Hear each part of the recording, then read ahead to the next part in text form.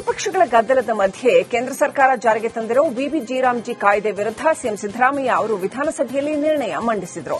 ಮಹಾತ್ಮ ಗಾಂಧಿ ರಾಷ್ಟೀಯ ಗ್ರಾಮೀಣ ಉದ್ಯೋಗ ಖಾತ್ರಿ ಕಾಯ್ದೆಯನ್ನ ಆ ಹಿಂದಿನಂತೆ ಅದರ ಮೂಲ ಸ್ವರೂಪದಲ್ಲಿಯೇ ಮರುಸ್ಥಾಪಿಸಬೇಕು ಅಂತ ಕೇಂದ್ರ ಸರ್ಕಾರವನ್ನ ಒತ್ತಾಯಿಸುವ ನಿರ್ಣಯವನ್ನ ಮಂಡಿಸಿದರು.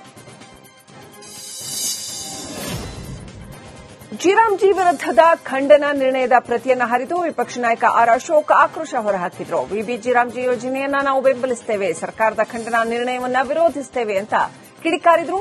ಬಳಿಕ ಬಿಜೆಪಿ ಜೆಡಿಎಸ್ ಶಾಸಕರು ಸದನದಿಂದ ಹೊರನಡೆದರು. ನಿರ್ಣಯವನ್ನು ವಿರೋಧಿಸಿ ನಾವು ವಾಕೌಟ್ ಮಾಡ್ತಾ ಇದ್ದೇವೆ.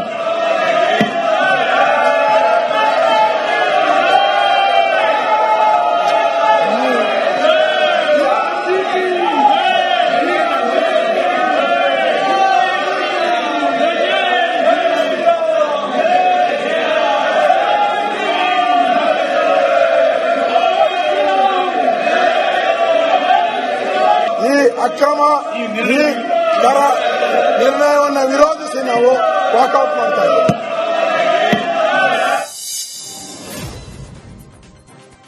ವಿಧಾನಸಭೆಯಲ್ಲಿ ಕಾಂಗ್ರೆಸ್ ಶಾಸಕ ಶಿವಲಿಂಗೇಗೌಡ ರೊಚ್ಚಿಗೆದ್ದು ಬಿಜೆಪಿಯವರನ್ನ ಹಿಗ್ಗಾಮುಗ್ಗಾ ತರಾಟೆಗೆ ತೆಗೆದುಕೊಂಡ ಪ್ರಸಂಗ ನಡೆಯಿತು.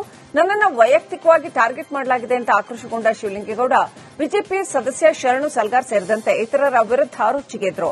ಇಂತಹ ಕೆಟ್ಟ ವಿಪಕ್ಷ ನಾನು ನೋಡಿಲ್ಲ, ಇವರನ್ನ ಕೂಡಲೇ ಹೊರಗೆ ಹಾಕಿ ನನ್ನ ವಿರುದ್ಧ ವೈಯಕ್ತಿಕವಾಗಿ ಟಾರ್ಗೆಟ್ ಮಾಡಿದ್ದಾರೆ, ಇದು ಕೆಟ್ಟ ವರ್ತನೆ ಅಂತೆಲ್ಲ ವಾಚಾಮಗೋಚರವಾಗಿ ತರಾಟೆಗೆ ತೆಗೆದುಕೊಂಡ್ರು. ಇದಕ್ಕೆ ಬಿಜೆಪಿ ನಾಯಕರು ಸರಿಯಾಗಿ ಕೌಂಟರ್ ಕೊಟ್ಟಿದ್ದಾರೆ. ಇವನೊಬ್ಬ ಈ ತಹಸೀಲ್ದಾರ್ ಚಿಂಚೋಳಿಲಿ ಅವನ ಹೆಂಡತಿ ಬಿಟ್ಕೊಂಡು ದುಡ್ಡು ಹೊಡ್ಕೊಂಡು ಇಲ್ಲಿ ಬರ್ತಾನೆ. ಇವನು ಭ್ರಷ್ಟದಲ್ಲಿ ಭ್ರಷ್ಟ, ಇವನು ಭ್ರಷ್ಟದಲ್ಲಿ ಭ್ರಷ್ಟ. ಏನ್ ಮಾಡ್ತೀಯ? ಕಾನೂನ ರಾಜ್ಪಾಲ ತಡೆ ಹಿಡಿದ್ರು, ಇಲ್ಲಾಂದ್ರೆ ನಿಮ್ಗೆಲ್ಲ ಗತಿ ಕಾಣಿಸ್ತದೆ. ಆ ರಾಜ್ಪಾಲರು ಜಾರಿ ಕೊಡ್ಬೇಕಾಯ್ತ ಕಾನೂನ ಗೊತ್ತಾಗೋದು. ಮಾನ ಮರ್ಯಾದಿಲ್ಲ ನಿಮ್ಗೆ,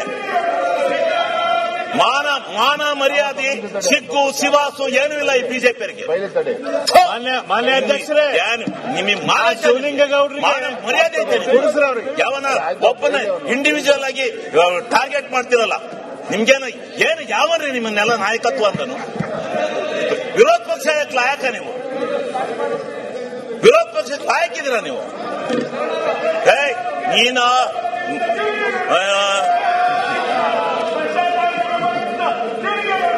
ಕೆಟ್ಟ ಆರ್ಎಸ್ನವರಿಗೆ ಧಿಕ್ಕಾರ.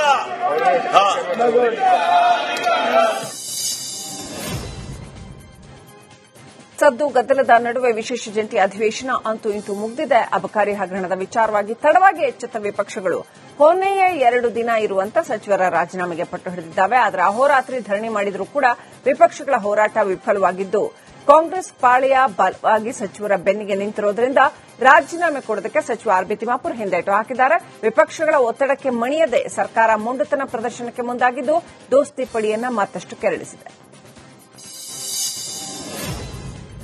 ಸಚಿವ ಆರ್ ಬಿ ತಿಮ್ಮಾಪುರ್ ರಾಜೀನಾಮೆ ನೀಡೋ ತನಕ ಹೋರಾಟಕ್ಕೆ ದೋಸ್ತಿ ಪಾಳಿಯ ಮುಂದಾಗಿದೆ. ಯಾವುದೇ ಕಾರಣಕ್ಕೂ ರಾಜೀನಾಮೆ ನೀಡೋದಿಲ್ಲ ಅಂತ ಸಚಿವರು ಪದೇ ಪದೇ ಹೇಳಿದ್ದು, ಸಿಎಂ ಸೇರಿದಂತೆ ಸರ್ಕಾರ ಸಹ ತಿಮ್ಮಾಪುರ್ ಬೆನ್ನಿಗೆ ನಿಂತಿದೆ ಅಂತ ವಿಪಕ್ಷಗಳು ಆಕ್ರೋಶ ವ್ಯಕ್ತಪಡಿಸಿದ್ದಾವೆ. ಈ ಹಿನ್ನೆಲೆಯಲ್ಲಿ ರಾಜ್ಯಾದ್ಯಂತ ಪ್ರತಿಭಟನೆ ನಡೆಸೋದಕ್ಕೆ ಕೂಡ ಪ್ಲಾನ್ ಮಾಡಲಾಗಿದೆ. ಜಿಲ್ಲಾ ಕೇಂದ್ರ, ತಾಲೂಕು ಕೇಂದ್ರ, ಬೂತ್ ಮಟ್ಟದಲ್ಲೂ ಕೂಡ ಪ್ರತಿಭಟನೆಗೆ ಬಿಜೆಪಿ ಸಜ್ಜಾಗಿದೆ. ಮನ್ರೇಗಾ ಕುರಿತು ಚರ್ಚೆ ವೇಳೆ ಸಚಿವ ಪ್ರಿಯಾಂಕ್ ಖರ್ಗೆ ಸದನದಲ್ಲಿ ಖಡಕ್ ಆಗಿ ಉತ್ತರ ಕೊಟ್ಟಿದ್ದಾರೆ. ಮನ್ರೇಗಾವನ್ನ ಅಡ್ವಾಣಿಯವರೇ ಹೊಗಳಿದ್ರು, ಕಾರ್ಮಿಕರ ಬದುಕಿನ ಬಗ್ಗೆ ಪ್ರಶ್ನೆ ಮಾಡ್ತಾ ಇದ್ದಾರೆ ಅಂತ ಕೇಂದ್ರದ ವಿರುದ್ಧ ಸಚಿವ ಪ್ರಿಯಾಂಕ್ ವಾಗ್ದಾಳಿ ನಡೆಸಿದ್ದಾರೆ. ಇದು ಪ್ರಚೋದನೆ ಕೊಟ್ಟಾಗ ಹಿಂಗಾಯ್ತು, ಇಷ್ಟೆಲ್ಲ ನಿಮ್ಗೆ ನೋವಾಗ್ತಾ ಇದೆ. ಪ್ರಚೋದನೆ ಇರಲಾರ್ದೆ ಕೌನ್ಸಿಲ್ನ ವಿರೋಧ ಪಕ್ಷದ ನಾಯಕರು ನಾರಾಯಣ ಸ್ವಾಮಿ ಅವರು ಕಲಬುರಗಿ ನಾಯಿ ಅಂತ ಹೇಳಿದ್ದಾರೆ. ಸುನೀಲ್ ಅವರೇ ಅವ್ರು ಕೇಳಿ,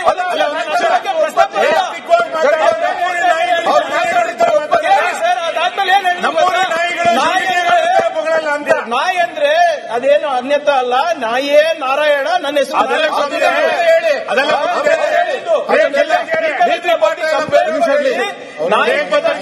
ಅಲ್ಲ, ನಾಯಿ ಅಂದ್ರೆ ನಾರಾಯಣ, ನನ್ನ ಹೆಸರು ನಾರಾಯಣ ಸ್ವಾಮಿ ಅಂತ ಅವರೇ ಹೇಳಿದ್ದು. ಅವಾಗ ವಿತೌಟ್ ಪ್ರೊವೊಕೇಶನ್ ನನಗೆ ನಾಯಿ ಅಂದ್ಬಿಟ್ರು, ನಾವು ಅವ್ರ ಮೇಲೆ ಅಟ್ಯಾಕ್ ಮಾಡುದು ಅಂತ ಎಲ್ಲ ಸುಳ್ಳು ಇವತ್ತು ಅದೇ ಸಮರ್ಥನೆ ಮಾಡ್ತಾರೆ.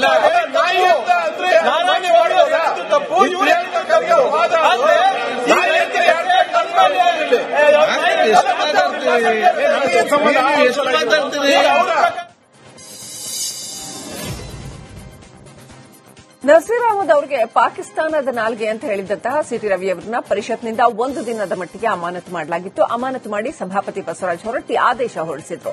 ಸಿಟಿ ರವಿ ಹೇಳಿಕೆಗೆ ಕಾಂಗ್ರೆಸ್ ಖಂಡನೆ ವ್ಯಕ್ತಪಡಿಸಿದ್ದು, ವಿಷಾದ ವ್ಯಕ್ತಪಡಿಸಬೇಕು ಅಂತ ಸಭಾಪತಿ ಬಸವರಾಜ ಹೊರಟ್ಟಿ ಸೂಚನೆ ನೀಡಿದ್ರು. ಸಿಟಿ ರವಿ ಬಂದ್ರೆ ಹೊರಗಡೆನೆ ನಿಲ್ಲಿಸಿ ಅಂತ ಚೀಫ್ ಮಾರ್ಷಲ್ಸ್ಗೆ ಸಭಾಪತಿ ಸೂಚಿಸಿದ್ರು. ರಾಜ್ಯಸಭೆಯಲ್ಲಿ ಮಾಜಿ ಪ್ರಧಾನಿ ಎಚ್.ಡಿ. ದೇವೇಗೌಡರು ಭಾವುಕರಾಗಿದ್ದಾರೆ. ನಾನು ಜೀವನದ ಕೊನೆಯ ದಿನಗಳಲ್ಲಿದ್ದೀನಿ, ಕರ್ನಾಟಕವನ್ನು ರಕ್ಷಿಸಿ ಅಂತ ಎಚ್.ಡಿ. ದೇವೇಗೌಡರು ನೀರಿನ ವಿಚಾರಕ್ಕೆ ಮಾತನಾಡ್ತಾ ಗದ್ಗದಿತರಾದರು. ಕಣ್ಣೀರು ಹಾಕ್ತಾ ನೀರಾವರಿ ಯೋಜನೆಗಳ ಅನುಮೋದನೆಗೆ ಮನವಿ ಮಾಡಿದ್ದಾರೆ. ನೀರಿಗಾಗಿ 65 ವರ್ಷಗಳಿಂದ ಹೋರಾಟ ಮಾಡ್ತಾ ಇದ್ದೀನಿ, ದಯವಿಟ್ಟು ಕರ್ನಾಟಕವನ್ನು ರಕ್ಷಣೆ ಮಾಡಿ ಅಂತ ಮಾಜಿ ಪ್ರಧಾನಿ ಎಚ್.ಡಿ. ದೇವೇಗೌಡ ಭಾವುಕರಾಗಿದ್ದಾರೆ. Water is a major problem. Sir, we're all human beings. Rain given water. Sir, Karnataka people on one side, Tamil Nadu, on the other side, Andhra Pradesh, on the other side, Goa. We don't know, sir. I am struggling from last 65 years. I moved a resolution in the assembly and passed a resolution unanimously. I was an independent member. Or what has happened about the Kaveri dispute. Sir, today is the fag end of my life. Fag end. I don't want to talk anything because the election is there. The election is there. I know that. I don't want.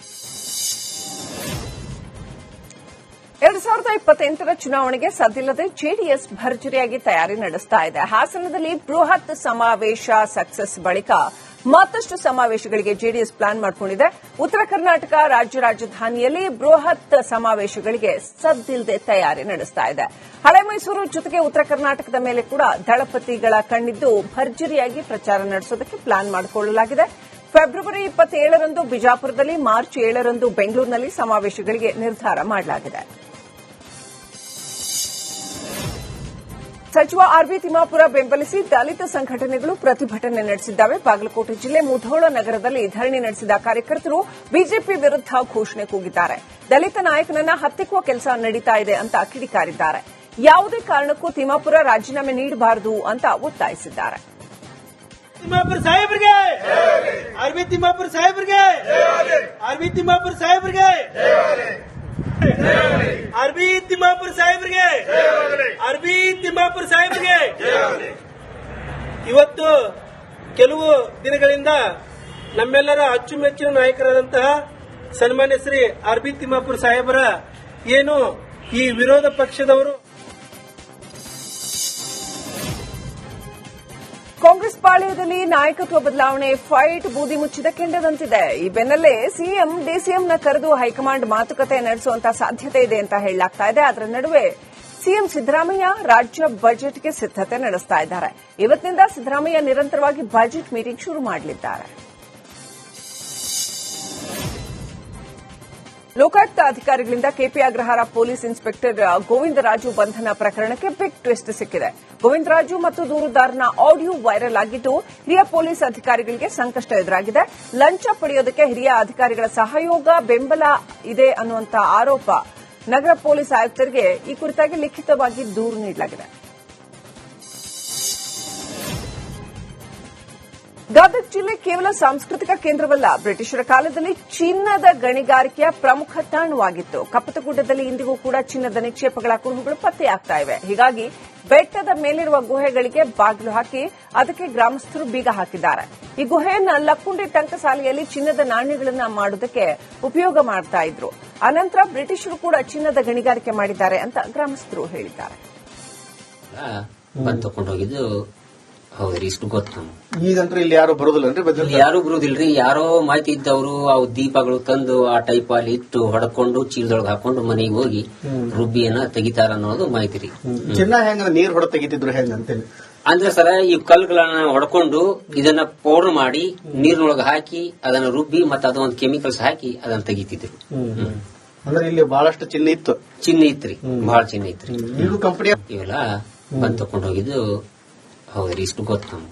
ಈಗಂತೂ ಇಲ್ಲಿ ಯಾರು ಬರುದಿಲ್ಲನ್ರಿ ಬದಲು? ಯಾರು ಬರುದಿಲ್ರಿ, ಯಾರೋ ಮಾಹಿತಿ ಇದ್ದವರು ಅವು ದೀಪಗಳು ತಂದು ಆ ಟೈಪ್ ಅಲ್ಲಿ ಇಟ್ಟು ಹೊಡ್ಕೊಂಡು ಚೀಲದೊಳಗೆ ಹಾಕೊಂಡು ಮನೆಗೆ ಹೋಗಿ ರುಬ್ಬಿಯನ್ನ ತೆಗಿತಾರ ಅನ್ನೋದು ಮಾಹಿತಿ ರೀ. ಚಿನ್ನ ಹೆಂಗ ನೀರ್ ಹೊಡೆ ತೆಗಿತಿದ್ರು ಹೆಂಗ ಅಂತೇಳಿ ಅಂದ್ರೆ